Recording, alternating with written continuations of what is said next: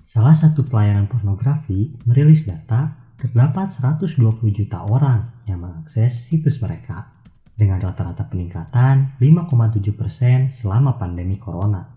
Langkah ini dinilai cukup efektif untuk menjaga orang tetap berada di rumah. Tapi, adakah efek terhadap tubuh kita jika terlalu sering menonton video porno?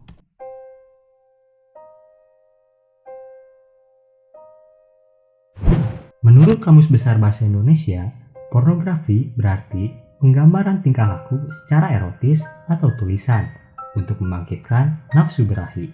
Pornografi sendiri menjadi salah satu kata kunci yang cukup sering dicari di situs pencarian internet, dan biasanya sumber dari pornografi berasal dari film, video, majalah, iklan, dan media sosial.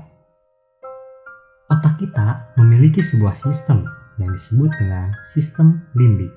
Sistem limbik berfungsi untuk mengatur emosi, keinginan makan dan minum, dan berhubungan seksual. Lalu, sistem limbik akan mengaktifkan sebuah zat yang disebut dengan dopamin. Dopamin sendiri biasa disebut dengan hormon kebahagiaan. Dopamin sendiri biasa diproduksi ketika kita telah melakukan hal yang menyenangkan.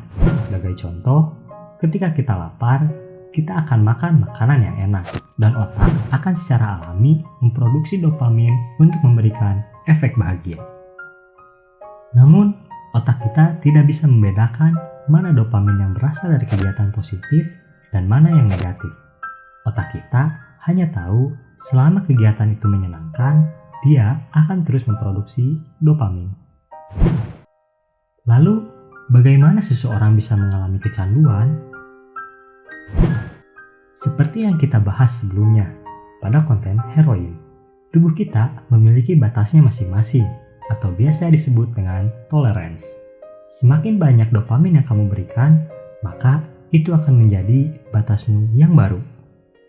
Hal ini juga berlaku untuk menonton pornografi, di mana semakin sering kamu menonton pornografi, maka akan terjadi lonjakan dopamin di otakmu, sehingga dibutuhkan lebih banyak dopamin untuk merasakan efek yang sama, dan pada akhirnya akan berujung pada kecanduan.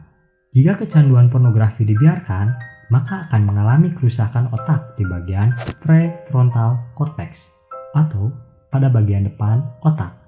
Hal tersebut akan mempengaruhi turunnya konsentrasi, berkurangnya kemampuan untuk membedakan benar dan salah, dan berkurangnya kemampuan untuk mengambil keputusan.